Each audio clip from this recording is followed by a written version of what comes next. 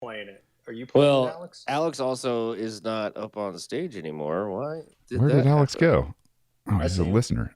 Invite to co-host. Let's go. It did that to me too when you let me up on stage first, and then when you sent the co-host invite, I hit the accept, and it kicked me down back into the listener. That was weird. Weird. All right, so Alex is still not up. Thanks for that. There he is. Weird.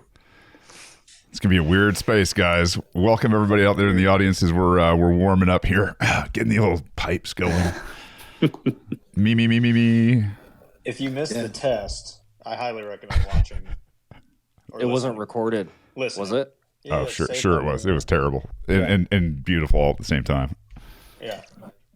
Skip like the first 9/10 of it, but the last 10th of it was solid.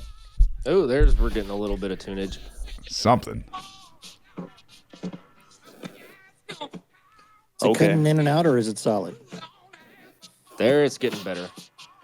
Keep going.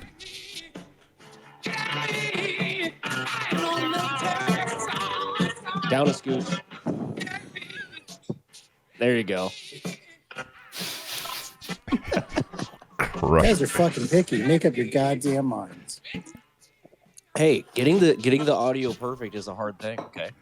Oh, we got Matt C requesting to come up. All right, let's bring There him. we go. There's a vet. Let's go. All right, let's without further ado, let's get going with this fucking thing. 9:02. You're late. Wait, what are we doing? Fucking Mr. SP, that's what we're doing. God damn it. For the civilians in the audience that are joining us tonight, sometimes this is what we refer to as a Charlie Foxtrot. It's a much nicer way of putting it too than usual. What's up, Matt C? How you doing, man? Hey, y'all. What's going on? Good to have you, man. A bunch of nonsense, I can tell you that. We're trying to figure out how to put the battery in the radio, although there's only one way to put it in the radio. This is the reason that they make the batteries with only one way to put it in the radio is this exactly. We're not licking the phones like we lick the radios, though. Every time you grab one of those cords, that's what we need to be doing. Lick your phones, boys. Did you lick the radio? I forgot about that. God. Go get the Humvee keys. We're waiting on you. Nobody knows. Nobody knows if licking your finger fucking worked, but everybody fucking did. Oh, all the time. Because you never know. It's not gonna not work. You didn't go. No. You didn't turn it off and turn it back on again. I mean, that's what you got to do. Just turn it off. Christ, old fashioned. I think you've had more than I have. You got to jiggle the wire, man. You got to jiggle the wire. Hey, Surfer Jim's got a hand up here. We doing questions yet? Jim. Hey guys, you guys are finally getting this thing started, but I love it. Mike C, I just sent you a direct message because I heard you on Spaces the other day, and I looked at your profile and saw you're a veteran and wasn't sure if you knew about this, so I just sent you a DM about this too. I also pinned a tweet in the Nest, and this is the only reason I came up here. You guys inspired me, Alex, a couple weeks ago when you did your little test stream. And I was convinced for the first time to see the people that serve in the military differently than the people who run things. I don't believe most people who support this country or the military are bad people trying to go out and kill innocent people all over the world. But there are other people who do want to do that, and they keep us in war. And I was listening to Tom Woods today. He does a podcast. He's a libertarian. And he interviewed a guy who did a really good explanation about how all wars are started by lies. And I pinned the tweet so people can bookmark it and they can go and listen. I highly recommend it because the guy does a great job in outlining how all the different lies, all the way back to World War I, kept this country and many other countries in war, and millions of innocent people died. And the people who went to fight thought they were doing the right thing for their country, their fellow citizens. And in the end, it was the warmongers who didn't give a crap, who were out, for power and glory, and they didn't care about sending their own citizens to go and die. And so I've been against war my whole life. I think pretty much any sane person is against war. Yet we got people out there that feel like you guys that feel compelled to support your country and your citizens, but we are lied to constantly. And I listened to this podcast twice today because it was so compelling to me. And I knew the space was coming up tonight. And I wanted to make sure that I really understood what this guy was saying. This guy's name is Keith Knight. I don't know him. I've never heard of him. But he did an excellent job. I just wanted to bring it up, put it in the space tonight, give it to you guys, and let people listen to it because I think it's a great description of what's wrong with the world and why the military, the people in the military, are not to blame for any of this shit. You guys are just out there trying to do a good thing for your country and your fellow citizens, and we've been railroaded. And so I'm going to step down as speaker and listen to you guys. I'm sitting at my desk. I'm going to do some work. I really appreciate that you're doing this because I think a lot of people need to hear your message. And I just wanted to come in and drop that in for you guys to say my 2 cents. Jim, before you hop down, have you watched the YouTube video "All Wars Are Bankers' Wars" yet? Oh yeah, dude, that was one of the things that really got me, and I see so much evidence to continue backing it up. And this guy's little discussion with Tom Woods, it's maybe a half hour, 40 minutes long. It's a great. He puts so many great facts. A lot of these FOIA requests for old documents where generals were writing to each other about, what we should do and what we shouldn't do. A lot of bullshit about Winston Churchill, who everybody thinks is like a savior of Great Britain, and all the warmongering he did that a lot of people don't want to talk about. There's just so much of it, and it seems to be endless. And here we are in a proxy war in Ukraine. And we're spending billions, and this country has homeless people on the streets, homeless fucking veterans on the street. And we're sending billions to fucking Zelensky, who dances around in fucking black leather. It just blows my fucking mind here. We got people dying and suffering from PTSD because of fucking centuries of lies. And it's disgusting. And you men are the heroes here that I want to, I just want to support you guys in any way I can. This is nothing. Me sitting here talking for 2 minutes on Spaces.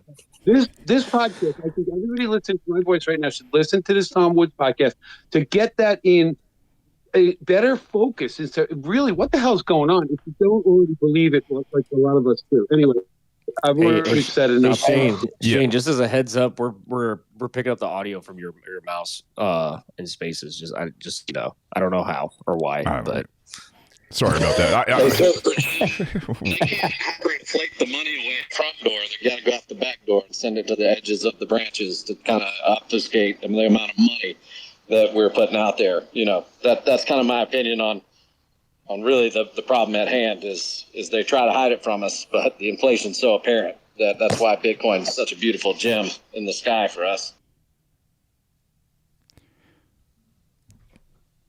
Sir Jim, I was just going to say, hey, first of all, thank you for your passion and thank you for coming up here and saying all those really, just complimentary things.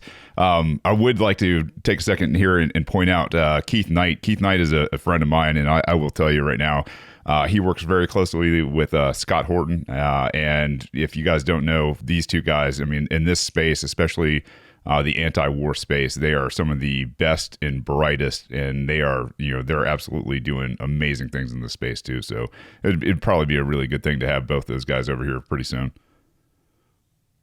I was just going to, definitely get them on here because that guy, Keith Knight, he knows his shit. I've heard Scott Horton many speak, and he does a lot of research. He knows all the backstory on this stuff too. So I think it's great what you guys are doing, honestly. Totally, right?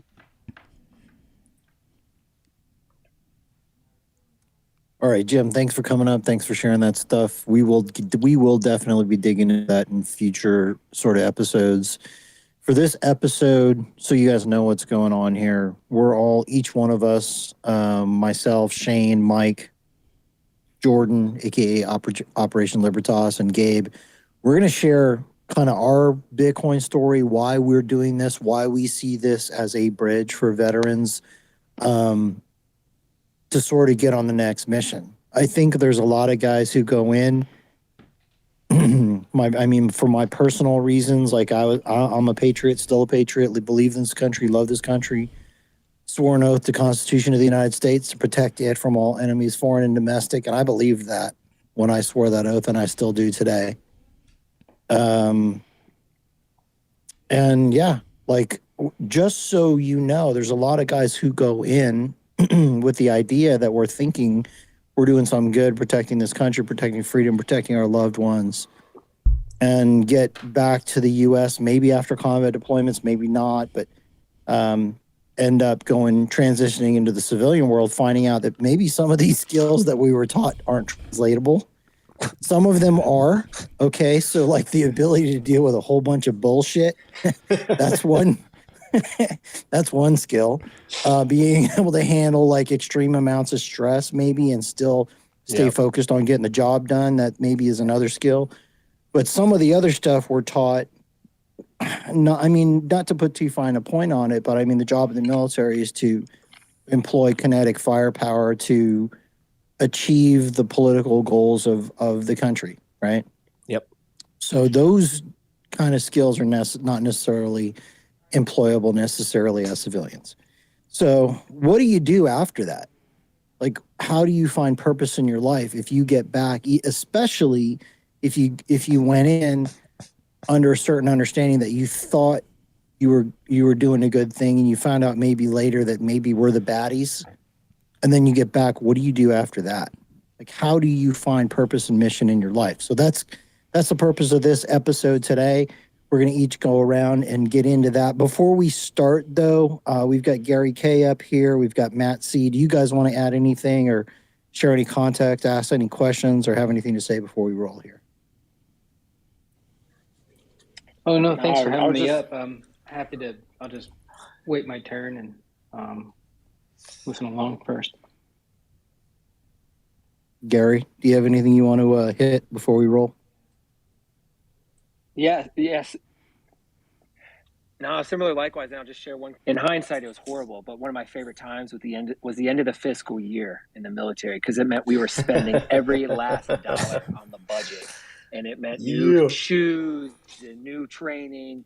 Anyway, I look forward to listening in and contributing if possible. I'll really quickly. I'll take the opposite of that, because when we were coming back from Kuwait, we came after the end of the fiscal year, and Fort Hood had just slashed 50% of their admin staff on the civilian side, and everybody was gone on the enlisted side. So our in processing went from a 3-day timeline to 3 weeks.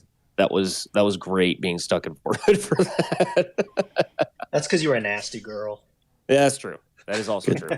Good times. All right. Let's get rolling here. Mike Hobart, your Bitcoin story. Like, how do you bridge the mission that you signed up for in the military, and why is Bitcoin a mission that veterans can get on and believe in moving forward? Well, you gave me the easiest way to basically ruin a lot of everybody else's stories, I think. Because like I first and foremost joined to learn how to defend and protect those that I care about. That was the first thing. Defending freedom was more of like an extension of that, right? But learning how to protect, family, friends, loved ones, being able to defend myself, and those were the key points. But then when it gets into defending freedom broader, because I think one of the misconceptions is that soldiers are joining to defend American freedom, and it's largely more of like the philosophy of freedom itself is how I view it. It's because like you can kind of see that in the way that they sell the I don't want to say American imperialism, but it is kind of that way with the establishment of bases like abroad. They use that as a bit of what this is kind of what Surfer Jim was getting at in his little speech earlier, was that we've become the bad guys after using that guise of defending freedom broader in order to establish footholds and like extend the octopi like arms across the globe, right? And that's obviously ruining our kind of mission for defending freedom. But the way that I relate it with Bitcoin is that my first mission is defending my loved ones, as I've stated. That also includes defending my loved ones' futures and capabilities of prospering and enjoying life going forward. Bitcoin primarily like protects that in the sense of allowing for the average individual to save in an asset that is free of monetary debasement, right? Like most people, like most of us were raised on this false ideology that we could save our way into wealth. As like, and it isn't until you get into like really like community college or at least the upper echelons of high school that you start to realize, oh, I can't just save like my excess or my whatever I didn't spend and get to the point of being at a higher position. I have to actually save in, investable assets or something like that, which is they're completely different systems. And when the funny thing is I came across Bitcoin as I was mobilizing for my first deployment. And then I spent the whole deployment just being obsessed with it. And as I found out more and more that Bitcoin protected individual wealth, and through that, as an extension or as a relation, defended the individual's time, it changes the current roadmap for an individual's future.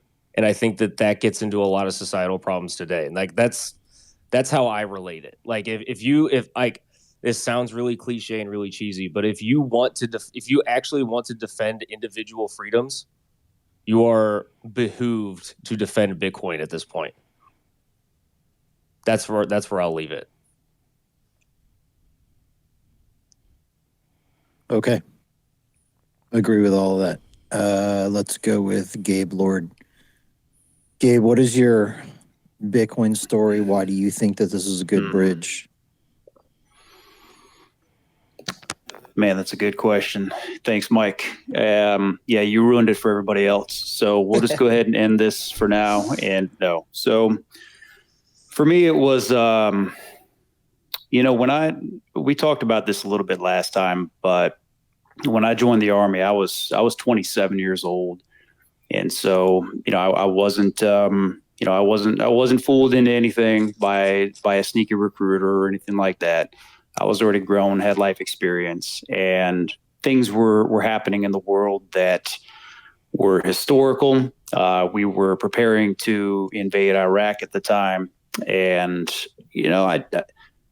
if things were going okay in life, I had owned a few businesses. I was in the real estate market at the time, but I wasn't really contributing to something that seemed purposeful, that was an impactful mission in life. And so I went ahead and enlisted. And so I grew up in a military family. My dad was a career Navy guy. And so, of course, I said, there's no way I'm going into the Navy. And so I did my own thing, went Army, and it was the right choice. But, it was, I didn't go in blindly. I knew already, the military it's not perfect. We're not always the, quote, good guys. And, the military does serve agendas and interests. But I went in with the mindset of I'm going to go in while something historic is happening that could have positive impacts on people in the world. And I'm going to do my best to make a good contribution while I'm there. And I quickly learned, as I think many of us do, that it became more about the people that I was serving with. And then that they became my mission, was to invest in the people there, especially once I became an NCO, a non-commissioned officer, and training soldiers became, as we know, it's huge. Training happens all the time, and NCOs are responsible for that.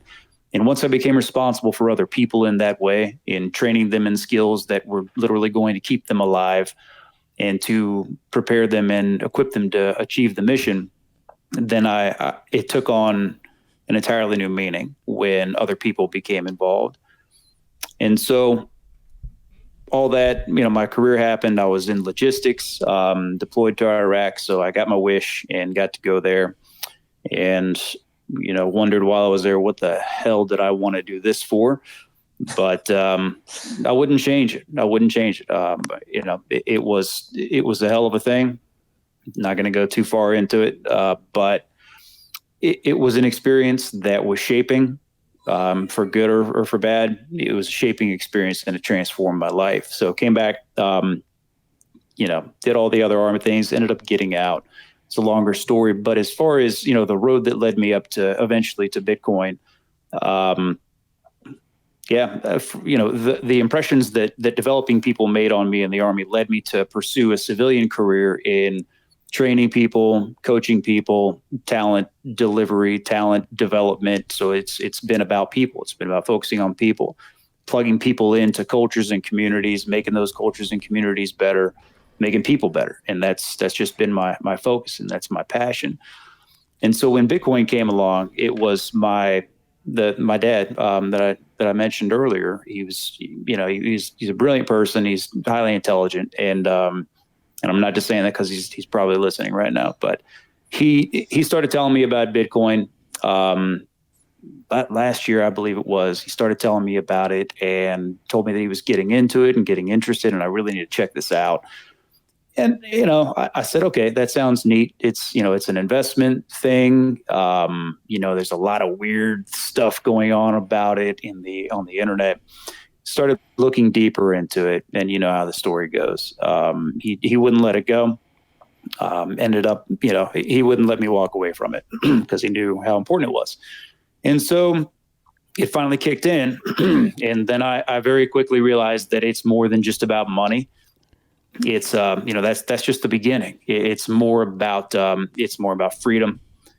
It's more about sovereignty. It's more about breaking away from elements and forces that use money to control us, dare I say, enslave us in a system. And so it became very apparent to me that veterans need to be more involved in this. First of all, that I need to be more involved in this, because being a person who is dedicated to making my community better, making my country better, helping to improve the lives of others, this just made perfect sense. And I realized that, okay, this is the mission that I need to be focused on, because there's nothing else that's happening. I mentioned before, being a part of a mission, something that's purposeful, that's making an impact on the world. I mean, this, anything that I've done in the past pales in comparison to the potential to be a part of something historic and to help other humans have better lives that they're not even aware could possibly exist right now, which is one of the most fascinating parts of it. And I've been working in veteran talent programs, transition support programs, and so forth since I got out a little over 10 years ago. And veterans, some of us need guidance when we're on our way out.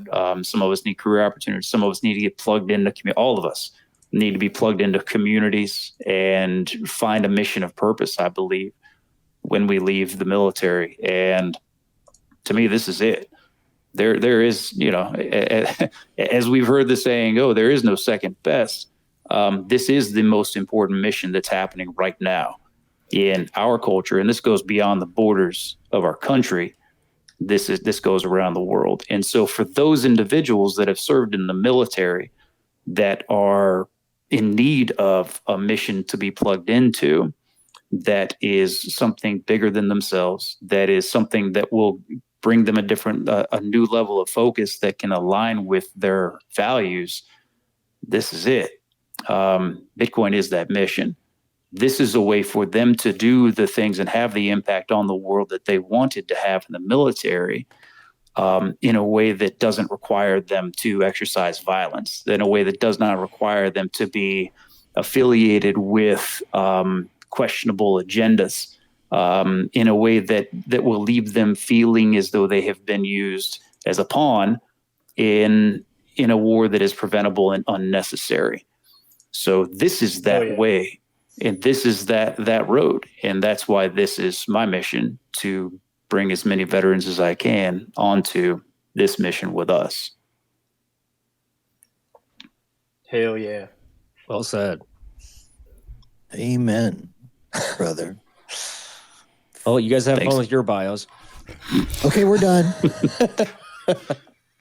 Jesus. That was really good, Gabe. Okay, Not it. Jordan, you're next. Have fun following that one up. Yeah, man. So Kind of similar. Like I was an Army brat. Like I'd grown up with it. My dad did 27 years, enlisted and officer, and Oof. I saw things kind of from that perspective, like from the inside in a way. And when 9/11 happened, my first reaction was not to like go join up and fight, but it was like a very patriotic like feeling. It was kind of like, oh, but I'm graduating from high school and I'm supposed to go to college next, and that's like what you're supposed to do.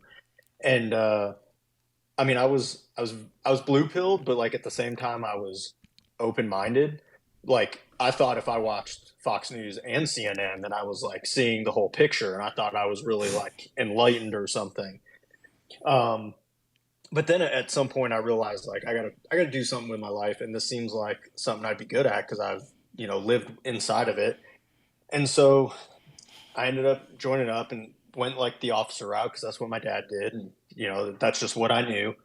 And um, like one thing that I liked about it, one, I felt like I was going to go be a part of something, but I was also always fighting to like get what I wanted from the military. Like I fought to get into the infantry, and then I fought to like go to Ranger school and be good at like past that, and then be the best platoon leader in the company so that you got the best company missions. And then if you're the best platoon leader in the battalion, you get the best, battalion missions. And but also thinking like no, like being again going back to that, I thought I was open minded, but I was still blue pilled. Like I thought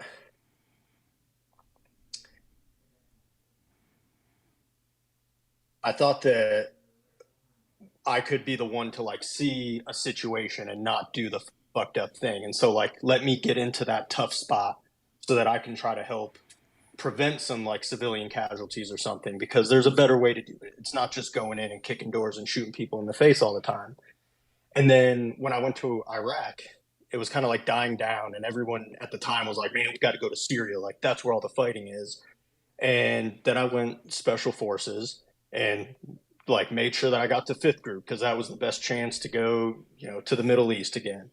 And again, thinking like at this time, I kind of knew like the Iraq War was bullshit, but it was like, but Syria, that's like a good fight. Like, we got to handle ISIS. And again, I was still like so blue pilled, and this is like end of 2014 when I'm finally like a Green Beret and I'm going to fifth group. And so 2015 comes around and the campaigns are starting for president, and I see our two options are Hillary Clinton and Donald Trump, and I'm just like, there's no fucking way I'm voting for either of these two people. And so I like to joke around about this because I love it when libertarians say it, but they'll say like Gary Johnson didn't change any votes. Well, he kind of did in a sense. I mean, I personally I give more credit to Hillary and Trump because they were just so bad. But the fact that there was this other candidate who was, on the ballot in all 50 states, I was like, all right, here's a shot. At least like I can look into this. And then I went down the rabbit hole of libertarianism and really started to get red pilled. And then I started listening to Scott Horton, and I was starting to like kind of get it. Like again, I thought like Syria was the good fight, and like maybe Afghanistan was, but Iraq was bad. Like we got lied to for that.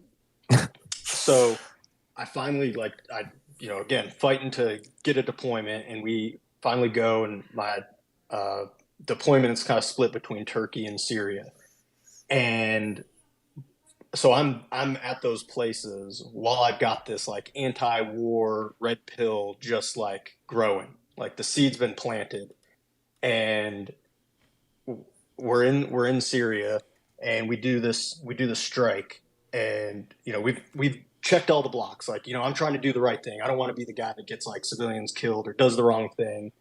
um and so like we've checked all the intel's there. We've no civilians in the area, blah, blah, blah.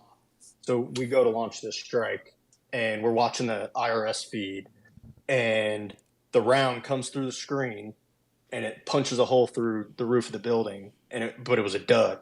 Like normally there'd be a big cloud and the building's gone, right? But no, it just punched through and nothing. We're like, fuck, it's a dud. Well, then a few seconds later, like 15, 20 women and children come running out of that building. And like, it was in that moment that it dawned on me, like, all these other strikes we've done where that building has now been evaporated and it's gone. We have no idea if there were women and children in any of those buildings. But we couldn't see them because it's nighttime and they're all fucking sleeping, because that's what people do.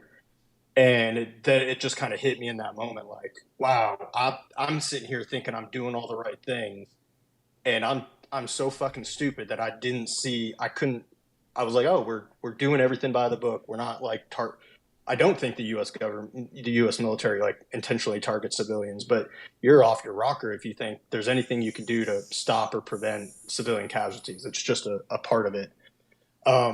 So as I was getting out of the army, I was trying to think. I'm going to pause you for 1 second. Yeah. And say, YouTube, it was nice knowing you. Please continue. Sorry, guys. But we all knew it wasn't going to last very long. So, like, as I'm getting out, I'm trying to think, like, I'm trying to find that new mission, right? And so I kind of come up with this idea of, like, Operation Libertas. And I don't really know what it is, but I know, like, my primary objective is to fight for liberty. And, like, the anti-war thing was a big thing at that time, because I really feel like I have some, like, I can sit here and say, like, I've seen, like, I understand what I was a part of now, but I can't just say, hey, I know now, we're all good. Like, I still have responsibilities to bear for what I did as part of the war machine. And so my goal then became to find a mission to try to give back, like, stop this from happening again. If we're being lied to, like, get the truth out there, stop the next war, do what we can to at least teach other people not to go join the war machine and get them to understand what it's really about. And during that journey, I kind of discovered, like, Austrian economics, and I'd heard about this Bitcoin thing, but I just didn't get it until, like, the Austrian economics really, like, settled in and I understood that.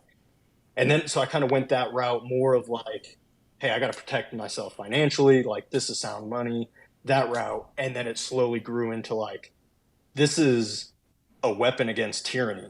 And I mean, we could do the soft war argument of whether it's technically a kinetic weapon or not, but it is a peaceful weapon. Like, there's no casualties as a result of it. And it is a weapon that can pierce the biggest weapon that the fiat system has to fund all the war and all the other evil things they do.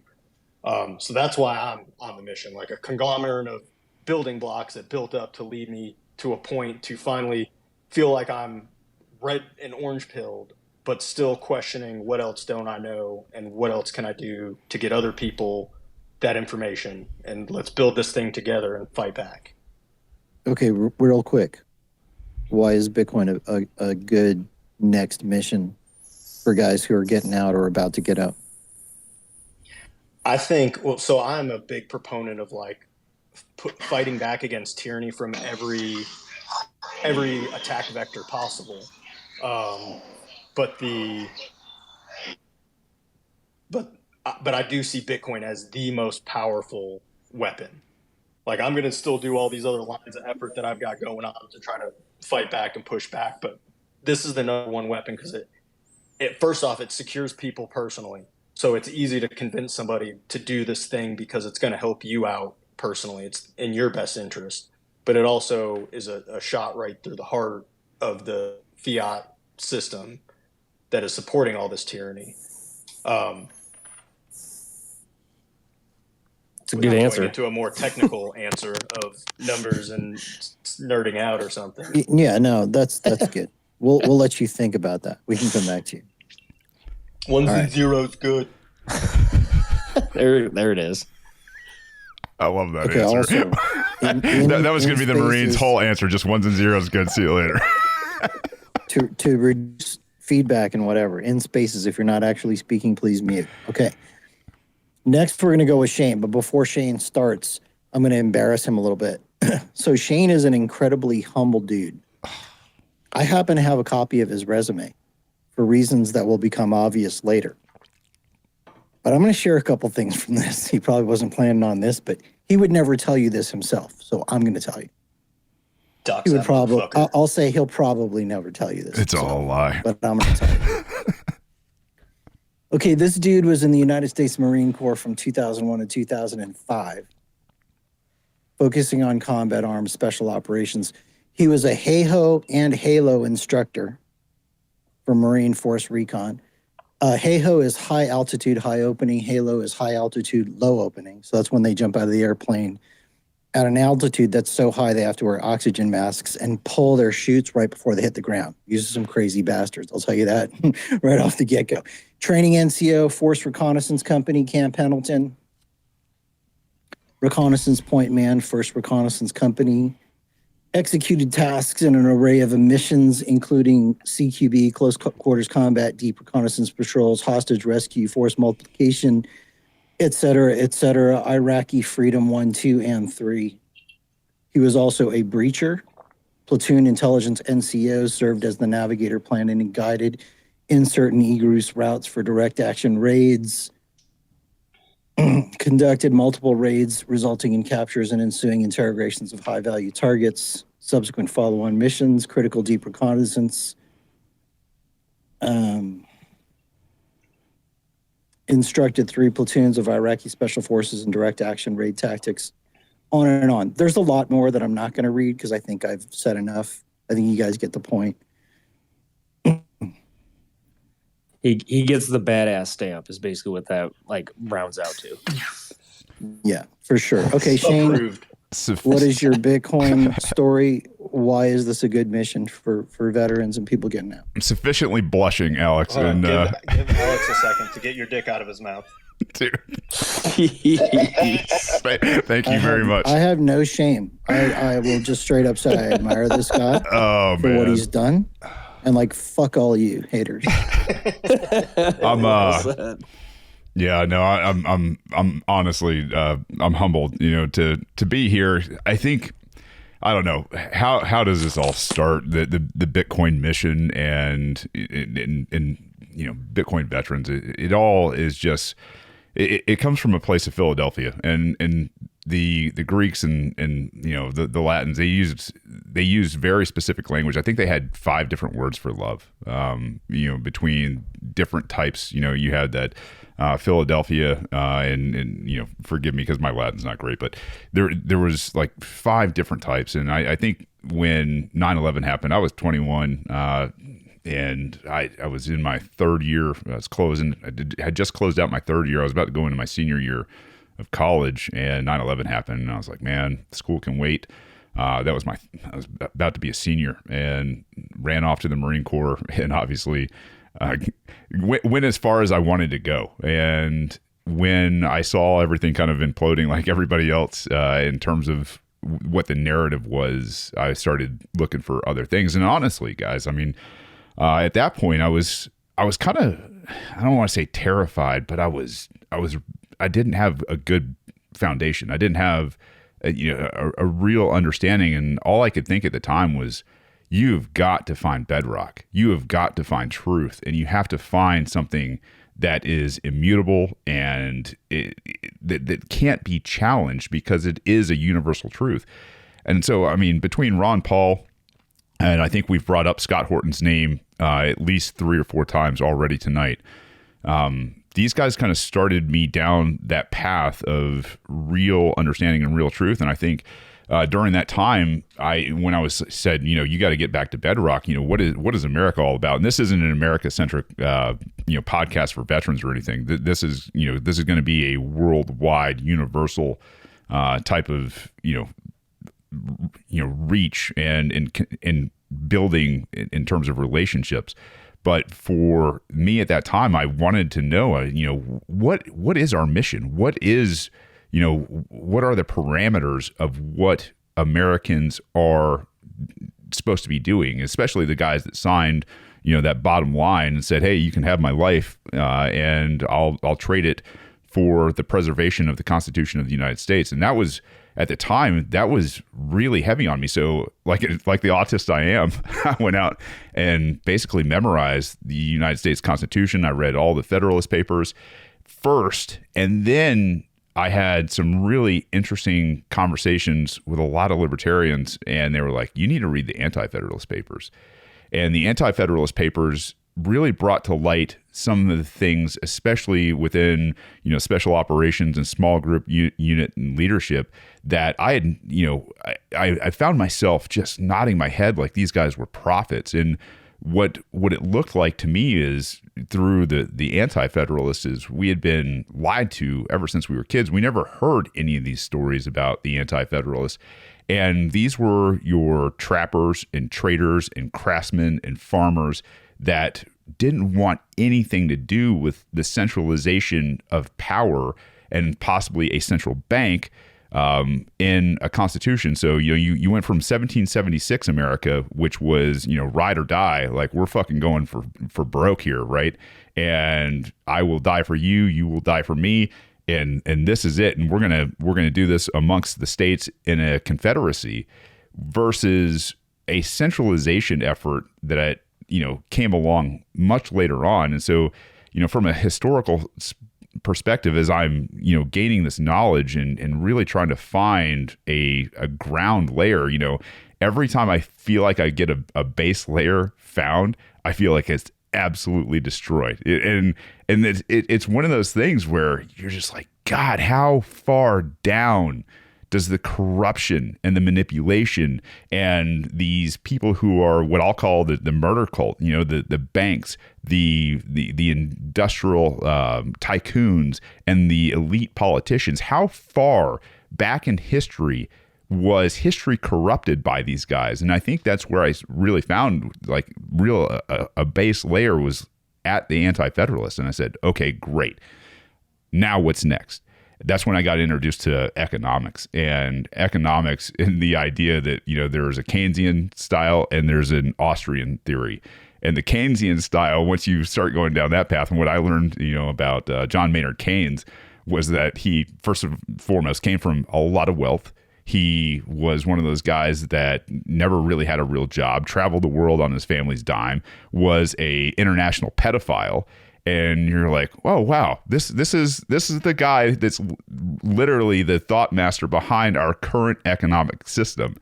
And then obviously Austrianism, a system that's based on savings and everything else. So it was a matter of learning for me, but it was still I think in every person that considers themselves a fighter or a warrior or whatever, it's not that there's this savageness inside of you that you want to come out. It's more of a father figure or a protection. And there's a great quote by Sun Tzu. It says, regard your soldiers as your children, and they will follow you in the deepest valleys. Look on them as your own beloved sons, and they will stand by you even unto death. And that was that gravity, that I felt pulling at me from the time that I left for, boot camp right after 9/11, up until this day. And so as I started to see what Austrianism was, I think it was probably about 2017. I'd been in the Libertarian Party for about, 2 years at that point. And it was a matter of that point, now we're going to stand in the gap. Now we're going back and we're going to fight. And it was David and Goliath. What can you do? People that don't think you can do anything and can't, make an effective change, that's exactly what people want you to think. And I think, what's amazing about the military, especially when you come from, this group of, just alphas where maybe you're middle of the road on a lot of things, maybe you're, lacking in some things even, is you have to give every ounce of effort and then go well beyond what you're comfortable with to make some sort of effective change. But if you're willing to do that, if you're willing to do what other men and women are not willing to do, you can absolutely change history. And that's what this entire mission is all about. When I found Bitcoin And, and to be honest, when I found it in the beginning, it was 2017 and we were in the block size wars. And I was like, man, these guys are as fucked up as the libertarians. Yeah. So I was like, maybe I'll just continue to fight this politically for a while. And so I did that. It was one of those things where I thought, that the whole cliche, you're standing in the gap for whoever. But I wanted to inspire people, just regular Joes out there that had some skill set, who had a voice, who knew something wasn't right. Do something. Stand up for something. You get one life, and that's it. And you're going to leave a legacy, whether you are thinking about this or not. And if you're thinking about it, then you go, okay, it's time to be the hero in your own story. It's time to be a hero for your kids, for your posterity. And man, I'll tell you what, is when I realized that you're not going to do much of anything in terms of putting a dent in this empire that we live in here in America, through normal channel politics, because it's a fiat system and a fiat culture, in a fiat society. I saw Bitcoin as it emerged, probably 2020, 2021. And I said, Jesus, not only do we have what is a declaration of peace through code that is rules for everybody, and it's not changeable. Not by the biggest powers that are out there in terms of state actors and computing power. And you're just like, all right, now we have this, not only this declaration of peace, but we literally have a right hand of God weapon to start changing the way we interact with the state, whether it's the centralized DC or even. Careful with that word. Yeah, that's a very sensitive word for a lot of big. I'm just saying. A weapon of peace, and that's the thing is, Bitcoin is one of those things that acts day and night, 24/7, 365.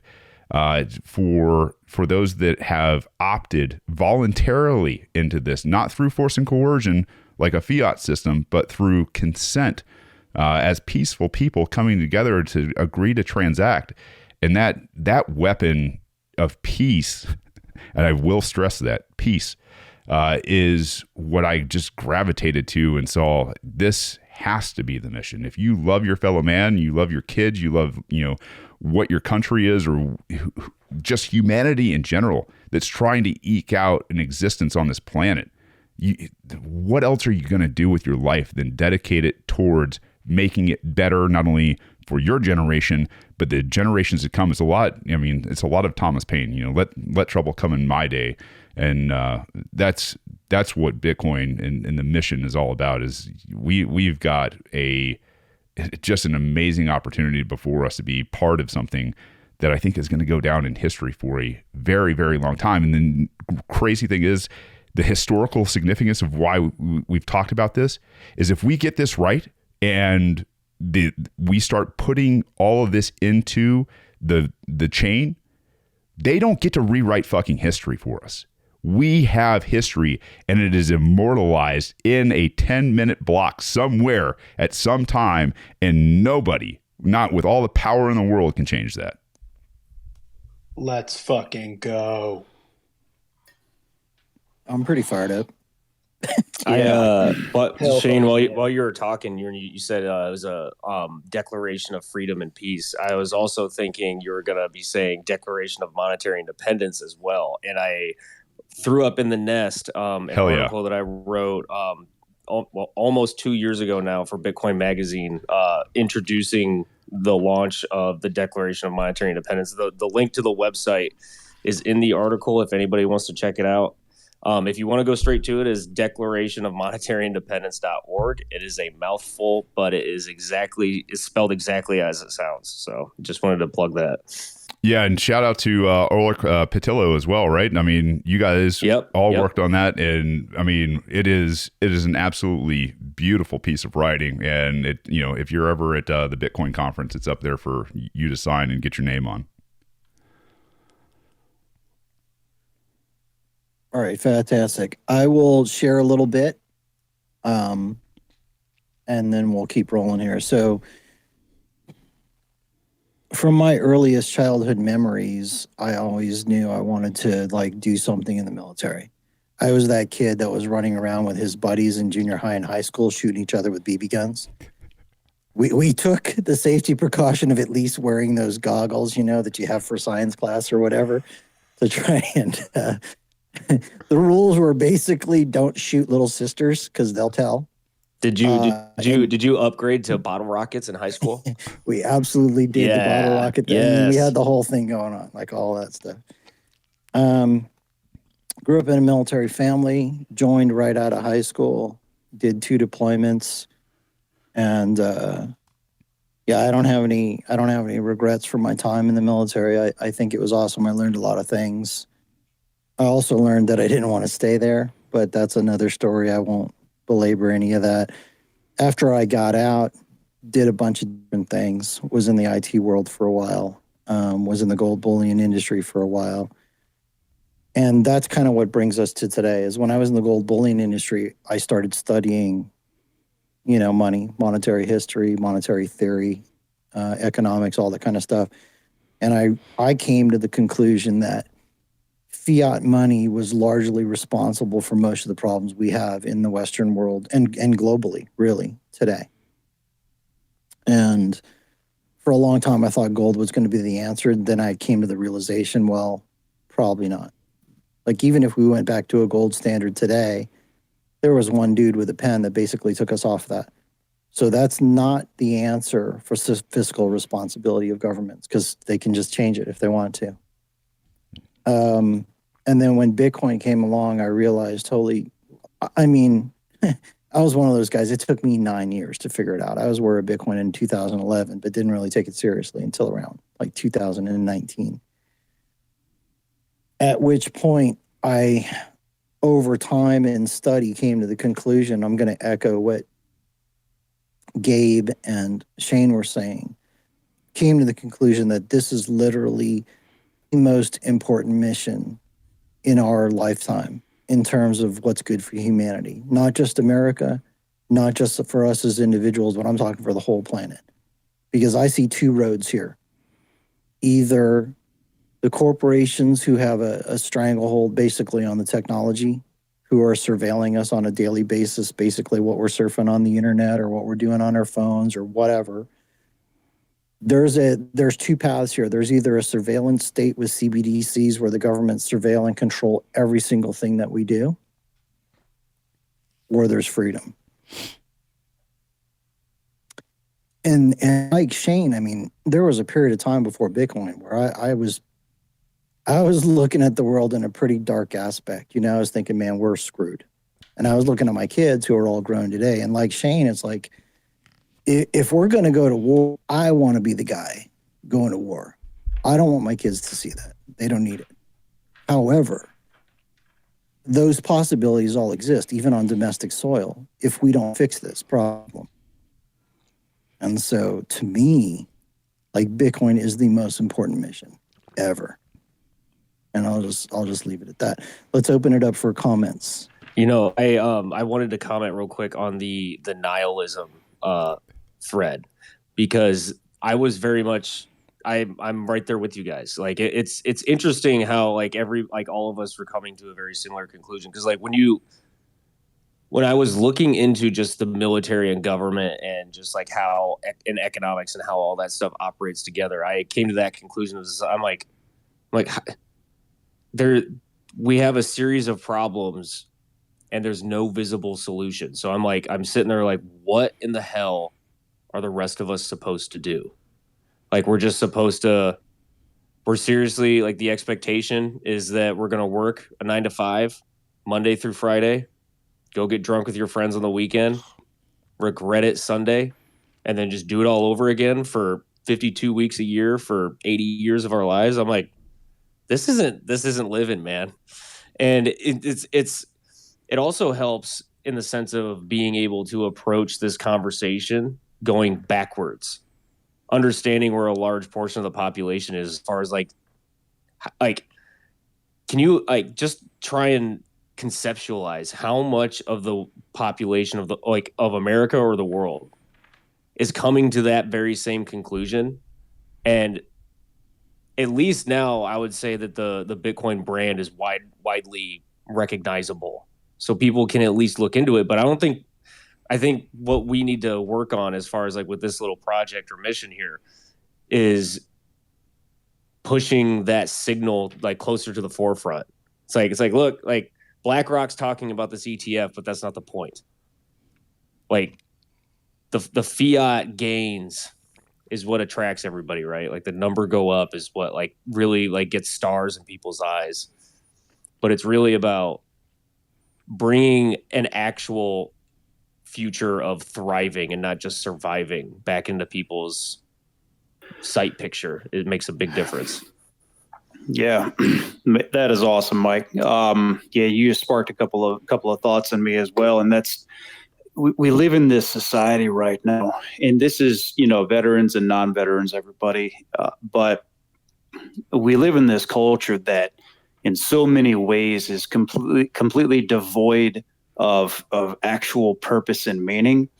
And so what you see and what we find, and it's anywhere that you look these days, and it has been for a while, but what you find is these manufactured outrages that we get so excited and fired up about. We have these artificial purposes that people tie their identities to, and they shape their entire life around it because they don't have anything else.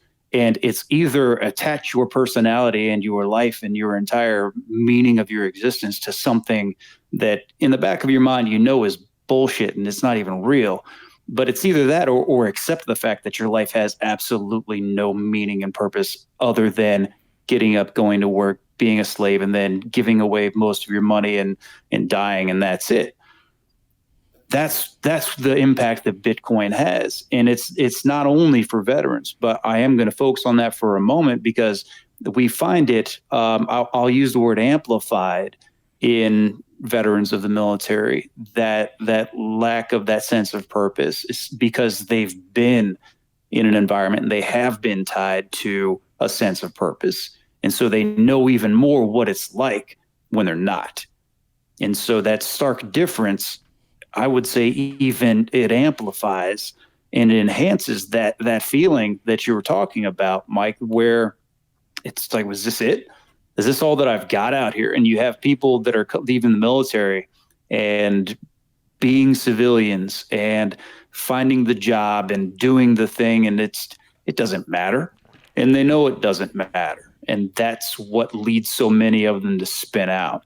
And some of them do find purpose. I'm not gonna exclude them. Some of them they're great at being a civilian, and they find ways to plug in, whether it's church, career, family, a combination of those things, and they're very successful. And I don't just mean vocationally. I mean they're very successful as a whole person in finding purpose in their lives, and that's awesome. At the same time, we have many that do not find that success. And this is where they can find that. And it's an interesting thing that I've learned about the military is that our military is essentially it's a refined concentration of a picture of any society. Okay, you take a look at the military, and you're going to look at a cross section of the larger society that they are a part of. And so we see that in our veterans. And what that does is that leads us to conclude that is the picture for our larger society, if that makes sense.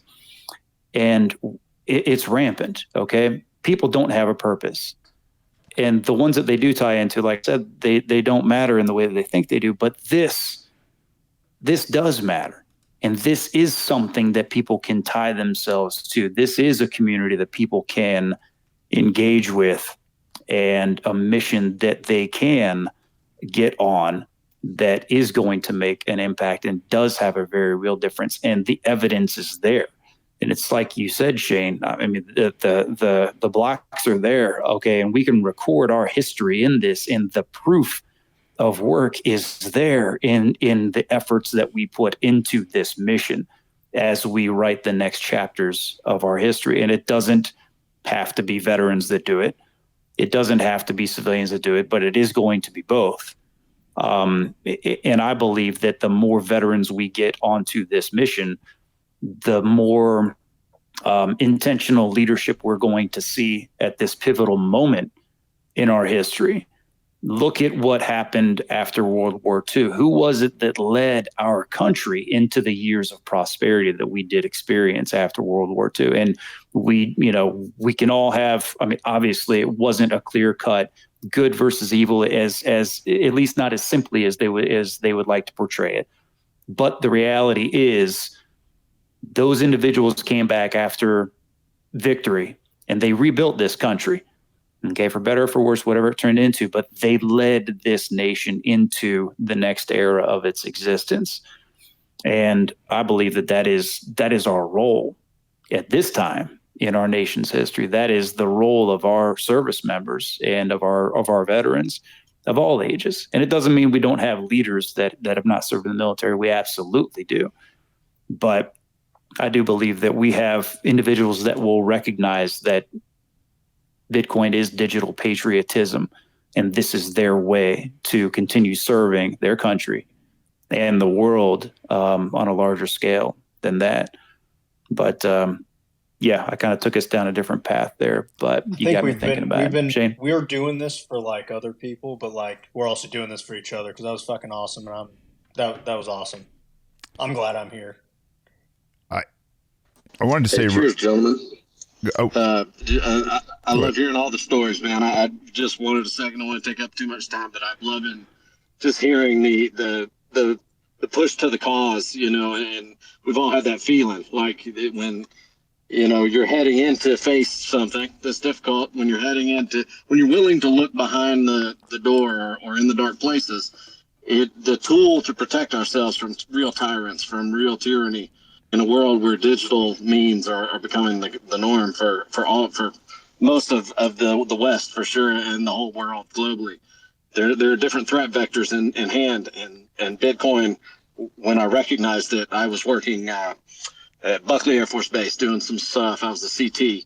I used to fly on the EP3 platforms, doing some work out of Japan, and I learned some things about ones and zeros and about how encryption works, man. And when you figure out how Bitcoin is put together and what it could provide for all of humanity without borders, to treat everyone fairly by this set of rules without anyone being able to coerce or take those over, man, it's so powerful.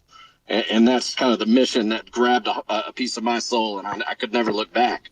My wife thought I was nuts. I had to stay up for nights and days. I was really, like I told her, I said, just leave me alone in the office. I need to understand what's wrong with this.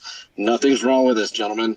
This is state resistant for us all and for our children, and more importantly, our lineages going down through history, to give them this mechanism to protect themselves from tyrants anywhere and in this digital realm.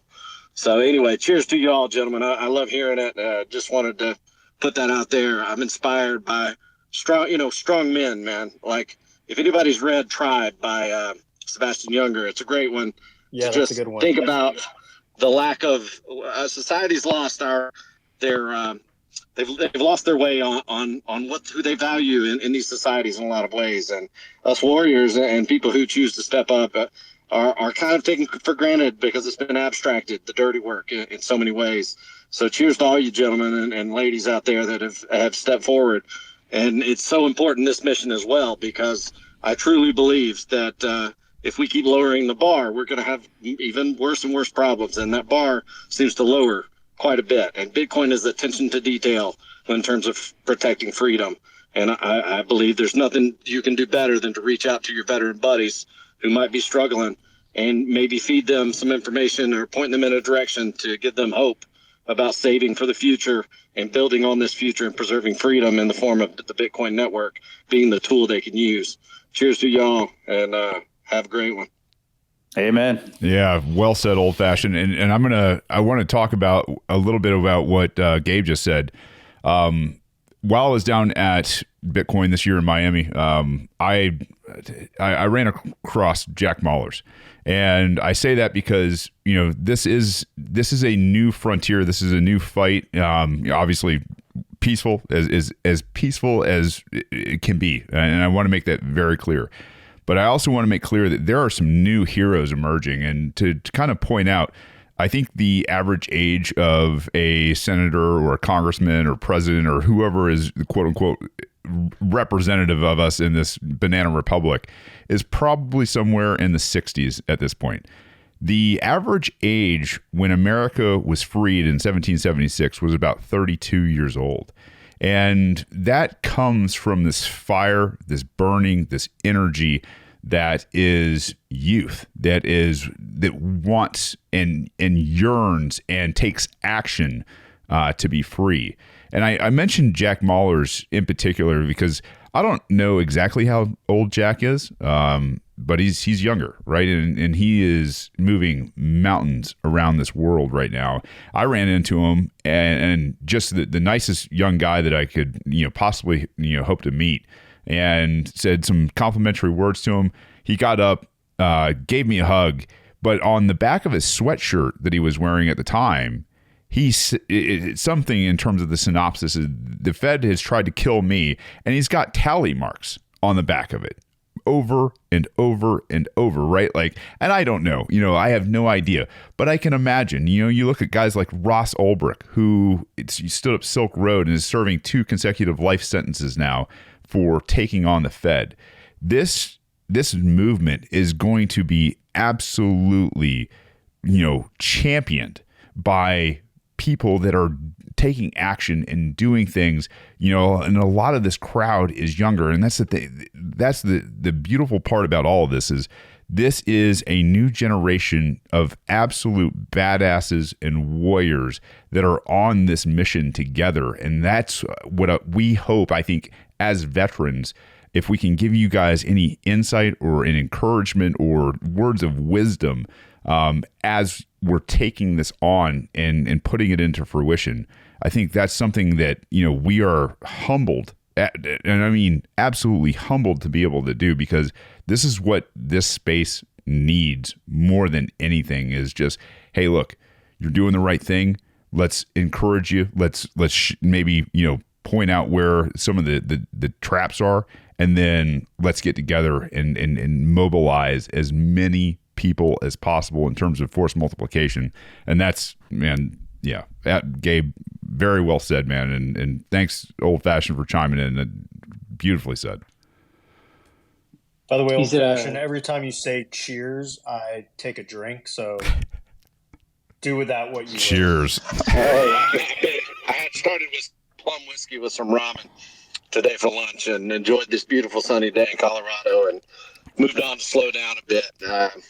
But it's been a good day. Sometimes take a day for yourself and reflect on what you've done and how far you've come and what's left to be done. Refocus yourself on the mission. What are you doing? The time's running out, ladies and gentlemen. So get on the horse, do what you got to do, man. Don't pray for a hole and lean on a shovel. Dig, man. You got to dig. Cheers. Okay. Let's go with Matt C. I think wanted to make some comments here. Thanks. I joined the Marine Corps a little later than some in summer of 2008. I didn't have any ideology, honestly. I was just incredibly worried with the state of the economy and watching corporations start to close up, companies start to fold, houses start to get sold. Before I even finished boot camp, the S&P 500 had already crashed more than 50%. And before even 1 year had passed, 5 million Americans lost their jobs. So I thought, I don't know what I thought, I was pretty young, but I thought things were pretty bleak, pretty grim. And you know what? The Marine Corps, at least I'll be able to have a steady job, a sense of purpose, travel the world, and a guaranteed paycheck. What I'm grateful for, thankful for, is all the amazing men and women around me that showed me that this is so much more than just a job, and so much more than go here and here's some orders to go there. It's a family quickly for you. It's a sense of purpose. It's helping those around you who are struggling, meeting people all across the world that you never would have, and being able to see the world for what it really is, not just what you're seeing on TV. And that was the biggest eye opener for me. So I was in Afghanistan, um, providing ground intelligence during roughly the years of the Osama bin Laden raid. And when we got back from leave, all our family and friends would ask, "So how's the war going? How's it looking? We got bin Laden. Surely we're winning." And I had to tell them that no, quite frankly, we're losing. We're losing bad in Afghanistan, and they won't tell you that on Fox or NBC, CNBC, or NBC or any newspaper. But this whole country doesn't want us there, and the second we leave, it'll all fall apart. And what we think we're doing to help, handing out bags of money for this cause or this construction project or this village, or here's $50,000, show us where the Taliban is, point us to Al Qaeda. We're absolutely ruining this country. Our money printer is destroying this country almost as fast as our bombs and bullets, and this is a disaster once we leave. But they weren't ready to hear that in 2013, 2012. But we all know what happened 10 years later. The second we left, it all fell apart. And then we stole all their money, Matt. What money? Yeah. Whatever they had left, we seized it. We stole it back. Anyway, my whole point is whether you were in Iraq, or if it was Central and South America, or if it was Vietnam or wherever, you had a close up and personal view of, what, this world is not black and white. It is all shades of gray, and you have to don't trust, verify in all manner of life. So that's what quickly brought me to see the value in Bitcoin. Here's this monetary asset that doesn't have the tentacles of big government, doesn't lean this way or that just because of who's the president or who's in control of Congress, doesn't care your ethnicity, nationality, race, origin, region, etc. Doesn't need my protection or the NSA or the CIA's protection in cybersecurity. It's secured throughout. It's secured across the globe for participants who care about it and want it. So, it was an easy sell for me to get into Bitcoin. And one thing about veterans, we're proud. We don't like to ask for help, but we will reach out to fellow brothers and sisters who served, who know what we went through or know what we're still going through, and you might ask them for help. So I think that's the most valuable part of this is you're going to get calls and you're going to get DMs from people that maybe you've never met or never heard of, but they know that you would be a welcoming ear, and they might not reach out to anyone else in the world. So that makes it important.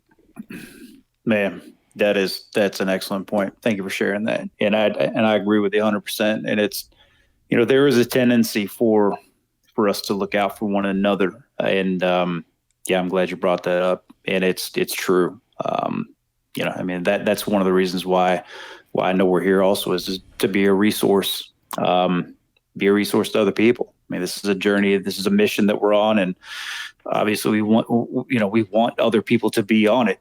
And so let's bring them on and let's provide them with the support that they need. And I learned it's interesting because, that's the way that it is in the veteran community typically is, we'll tend to look out for one another. And I've discovered the same thing in the Bitcoin community. And it's just interesting how that overlap exists. When I really started to dig in, I'm pretty active on LinkedIn. And so I started just looking for people who had the word Bitcoin in their profile and had served in any branch of the military. And so they started popping up and I just started sending out requests and just connecting with people. And the amount of people that responded to my connection request was a lot higher than other people do. And I'd start engaging in conversations and just explaining, listen, I'm kind of new to this. I'm not quite sure what I'm doing, but I know that this is something that I need to be involved in. And everybody just, people were just jumping in and saying, hey, have you met this person? Hey, here, let me make an introduction. And just, it just went crazy. And that's actually how I ended up in this room right here today, was just through introductions from people that were supportive in my desire to get plugged into this. They were supportive of the energy that I wanted to bring, and they were supportive of my desire and my need to get on the mission. And so that's what it's done. And I'm glad that you brought that up, because that is something that we intend to do in turn, is to bring others here with us. And, people are going to require different levels of support, have different questions, especially, those that share the experience with us of having gone through the military. And, we'll have that ability to make that connection with them as well. So I appreciate you sharing that with us. Okay. We are at we're at 16 minutes past the hour. Let's, we got a few minutes left. We'll start moving towards wrapping up here. I think Turbo's upset. Come on, we just got through your stories. So next time, we're just getting started, right? Because we're just getting through your stories. If people ask your stories, you're going to have to refer them to episode 2 from now on, right? Just saying. I still haven't finished my 2-drink maximum. Right, exactly. I'm almost. Sit down in the office. Shane, what the hell? It took you a half an hour to go get that bottle. You only got one bottle? Okay, guys, let's focus. We're digressing rapidly at this point. I want to shout out to Coinfather. He says on Twitter, I need your help, guys. Coinfather's in the hospital with a situation. Not going to go into details, but we're all praying for you, man. He says, I'm on the verge of orange pilling 2 nurses and doctors for their first podcast or book. What should I recommend? My nurse is going to email me later after I've healed to learn more about Bitcoin. Yeah, this dude's in the hospital and on the whatever, bro. He's on proof of work. That's commitment right there. Coinfather is a complete fucking badass, ABC, man. Always be closing. Yeah. Best wishes, man. We're all pulling for you. I responded to Coinfather's tweet with The Price of Tomorrow by Jeff Booth, because I figured 2 nurses and doctors would probably be very concerned with looking after the future. So Coinfather, I pushed that recommendation on. Hell yeah. Real quick, Coinfather, get well soon. Sorry. I just want to say it's encouraging that Matt's story. He's not even 30 probably, and he's getting this shit. And I've been out of the military for 30 years, so of course I had to get it later, much later. But I knew something was broken, and the fact that people like him are knowing something's broken and actually doing something about it, it's encouraging.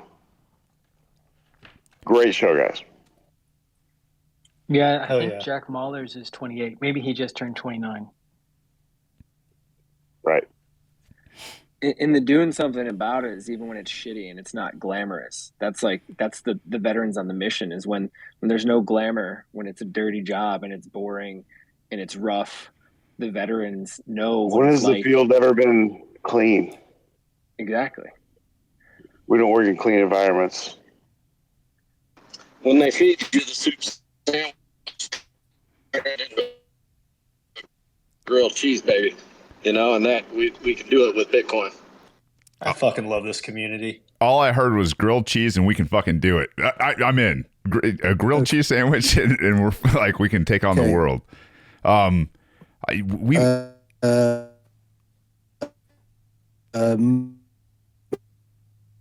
Moving toward.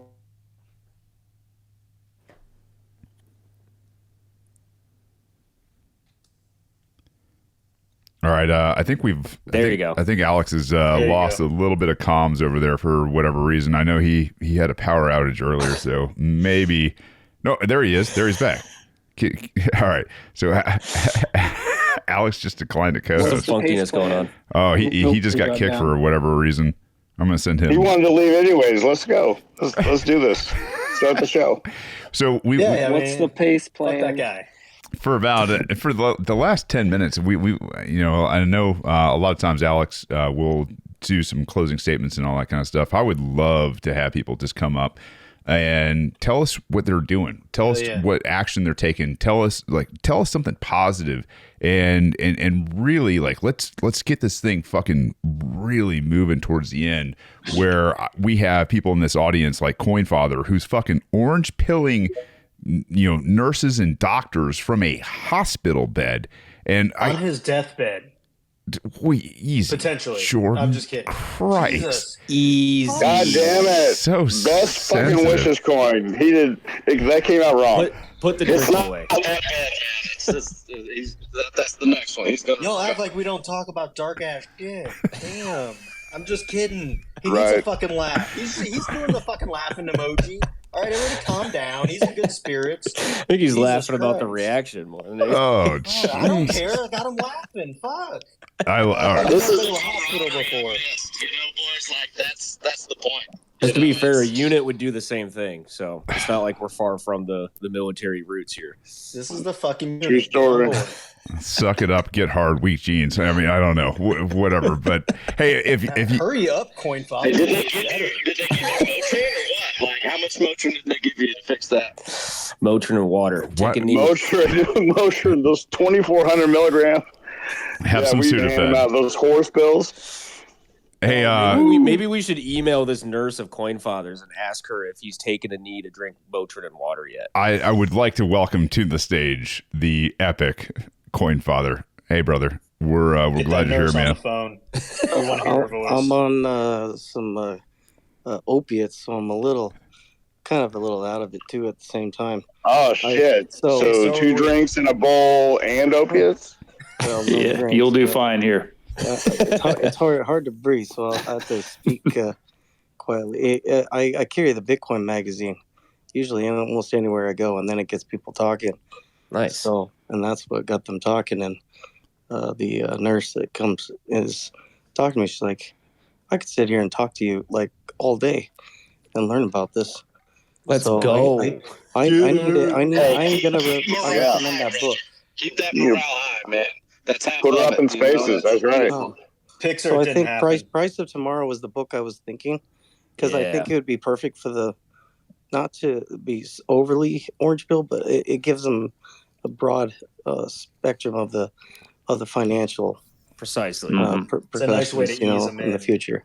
Yeah. So Yeah, that's awesome. Yeah, that's something I've realized as well is that, I mean, how do you introduce a new system to people who don't understand the old system? Yep. And I found that that's a great road to take too. Yeah, Ooh, and I've go ahead, noticed Clint. the Bitcoin standard is not a good book for No. recommending at first. No. I've done it before. But Coinfather, So- you should check out the Progressives case for Bitcoin. That I just finished that. That's Wow. a good Forgot about that book one. Okay, I'll Just look look into for that one, Satoshi. Matt. Wish them luck. Yeah. I'm not dying. I'm gonna survive this. Yeah, yeah. I have to be in the hospital because the blood clot got bigger, and it's over the part where I can't breathe. So they're flushing it, and slowly it's getting smaller. So Cool. so I'll be fine. Hey, Yeah. Coinfather, Keep that breath. I wanted to add. So if they do read these books or the book by Jeff Booth, and if they do come with follow up question as far as like going more down the money rabbit hole, I would also ease them into that one with something like The Psychology of Money by Morgan Housel. Yeah. Okay. Yeah. I'll put these down on my list to remember in the future. So yeah, I missed half the show because that's all I was doing was talking about Bitcoin. Like, Hey man, if you have to miss our show to talk to them, Yeah. you missed the show.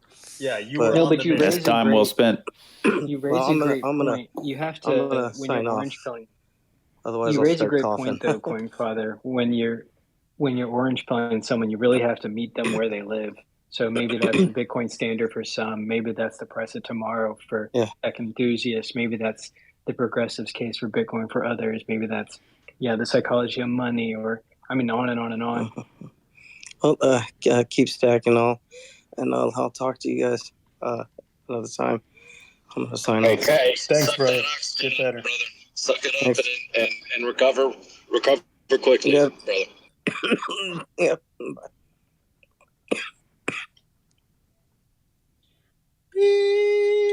Oh, yeah. Oh, Jesus Christ.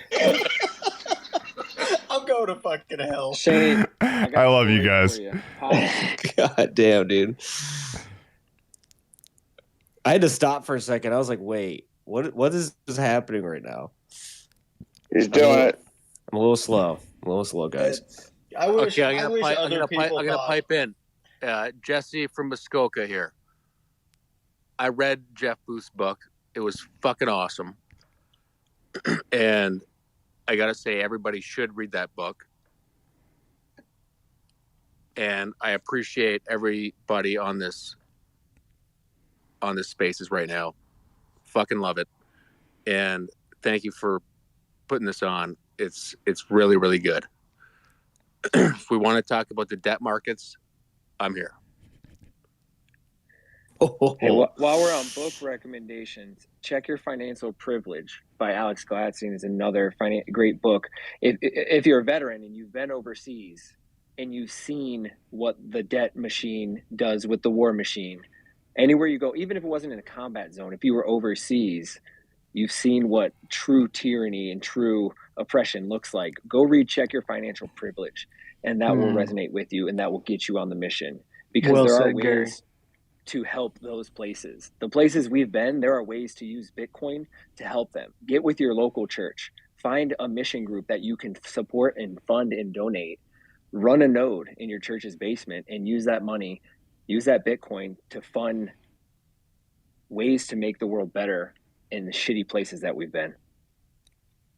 There's your positive message. God, I fucking love this space, Gary. Holy shit. I mean, seriously. You got started too. What a beautiful thing to be able to do is tune churches in. If you're doing overseas types of charity, to be able to do it directly this way, God almighty, how potent. I mean, Gary, that's awesome, brother. Yeah, Alex Gladstein's coming out with a new book too, Hidden Repression, How the IMF and World Bank Sell Exploitation as Dang, he's been busy. Great book. Seriously, if you guys don't know how the IMF does restructuring of debt and removing of old dictators for new dictators and all that kind of stuff, it is fucking wicked. It's almost like so if anybody's read any of like Scott Horton's books, like Enough Already or Fool's Errand, like it's the economic version of that. It's just like hitting you with facts after facts after facts of how fucked up that shit is. Like, but it's good. Like, and it's in very easy read. Like it's amazing. It's just read it. Just fucking. And if you've been in the military, you know the countries that they're talking about. Like it's not like some obscure country. It's these countries that we've been in. It's these countries that maybe the public doesn't know we've been in, but we've been there. So whether you're in Intel or whatever, like there were people there, and there are even expats that go to these countries all the time. So like get with your buddies that are expated, that are overseas in these places, and orange pill the fuck out of them. All right, we need to move to wrap up. I mean, they're really halfway to the pill. They're halfway to the pill. Keep ignoring Alex. What the fuck? Alex is about to drop off, and we're gonna. I don't think Alex's microphone is working tonight. Yeah, I don't. Hey, Alex, like. Yeah, you're gonna have to unplug it and plug it back in. Can you hear Alex? Lick it. Something about licking it. Lick your finger and wiggle it in the little slot. You know what? Fuck all you guys. That's all I got to say about that. You didn't deploy the wet willy properly. Retry. It's like back you really gotta go like all nothing. Did you blow first? Did you blow first? Lick No. that ear. Lick Until that you fucking gag. There may be an after party. I'm just saying there might be. Jordan, did you know your elbow tastes like chocolate?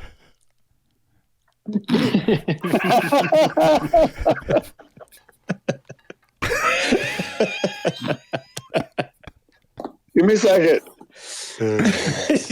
Turbo's trying it, I think. I fucking love this space. Okay. It's like herding kittens. Yeah. Kittens that were trained to kill. It's worse. Definitely worse. Listen, for great idea, Alex. For those people who are tuning in here, and you're not from the military. So Shane, I see you're also down in the listening. You're also down in listening. I'm going to call you out on that one a little bit. Christ. You get like one more body in there. You have the power. I just did. For those people who are listening to this and you have no fucking idea what's going on right now, we made a lot of lofty statements tonight about Bitcoin and about the mission and about how this is going to save humanity. If you haven't studied Bitcoin, that sounds like a bunch of nonsense. Just being honest, it sounds very cultish. We're going to unpack this in future episodes, I promise. We'll dig in. We'll talk about what is money currently doing to America, to the rest of the world, all those kind of things, and why this matters. So I'm gonna put add this one last thing here, and then you guys, if you want to make some closing comments, we can, and we'll wrap it up. But this is a tweet that I read earlier today, and I think this sums things up pretty well. And the tweet goes like the comment goes like this: in the richest country in the world, America, average people work for 40 years and never get ahead. The legacy system was designed to siphon wealth from the bottom to the top, most notably during each financial crisis. Since time is money, this has forced wealth transfer system should be considered systemic time theft. Make no mistake about it. We should all be radicalized by this. So I will leave it at that. Any closing comments you guys want to make, and then I think we're done here. I have comments, but they're not closing. Then put them on a sticky note and save them for next week. That redacted sticky note, but right behind you would be perfect. As far as comments go, I got nothing, man. Like I gotta stick with just what Shane keeps saying. It's like this fucking group's awesome, and I also think that the trouble of wrangling this group as I aptly described us as a herd of killer kittens, I think the chaos is going to be a large part of the enjoyment of these conversations, aside from the intimacy. Is that your comment? Is that really your comment? That's really weird. What are you talking about? Well, these are very intimate conversations we're talking about here. Like very intimate topics. Slightly creepy, only slightly. When you maybe you need to change the way you're perceiving the word intimacy. Okay. All right. It's good. There's going to be a lot of calling out on this show. I learned about intimacy in the Navy. Oh, there it is. Hey, Shane, or Gabe, you guys want to make any intelligible, logical? Yeah, I'll go before Gabe. No problem. I'd love to go before Gabe. Shane's been drinking. I think Gabe's the only. We know who the adults in the room are. You're fucking outnumbered. Hey, oh man. What a fantastic space! I got to tell you, I'm tickled. You guys have been pulling at heartstrings all in the same night. We've got character arc. This is something pretty special for, I don't know, a second show where sound is all fucked up on everything else except for spaces. There's 100 people plus on a Wednesday night hanging out with these guys and that are on the mission, that see it plain as day, and that are more than willing to take action from a fucking hospital bed. How can you not just be super excited and charged to go out and do something fucking amazing, for God's sakes? Yes, this is it. Thank you guys all for being here, and everybody that's put in the effort to make this thing happen. You guys are fucking, sorry. No, I'm not sorry. We're going to swear a lot in the space, and we're going to have a lot of good times. And guys, I am absolutely humbled to death even between the four of you, this is so much fun, and I look forward to it every week now. And it's just like, all right, we'll have even side conversations to see what we can do about all of this. So guys who are out there in the audience, thank you guys for tuning in. I know it's late for some of you guys. I know it's earlier for some of you guys on the East Coast. That's why we do this. So tell your friends, subscribe, follow us on Twitter, all that fun stuff. And we're going to continue to pump these things out. So thank you guys very much for being here. All right, Gabe, any last things? Well, let's be quick and finish here. Can't really improve on perfection. You nailed it, Shane. Thanks everybody for being here. Thanks for supporting this. It's exciting to watch it grow because we are just getting started.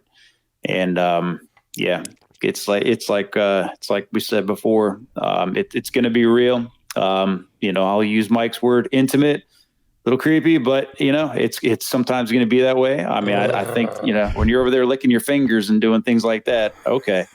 It's a Navy thing, I guess. Whoa, that is not me doing that. That is Jordan. It's just the pinky. Yeah, it's just that doesn't count. That's not even a real finger. Pinky. Exactly, it doesn't even count. Not even a real finger. I don't know. Does anybody use this for, except for not drinking tea? Pull-ups. I tell you what, man. In my short time, right now. Pinky out. In my short time in Bitcoin, there's a lot of stuff out there that's just noise, and we know it.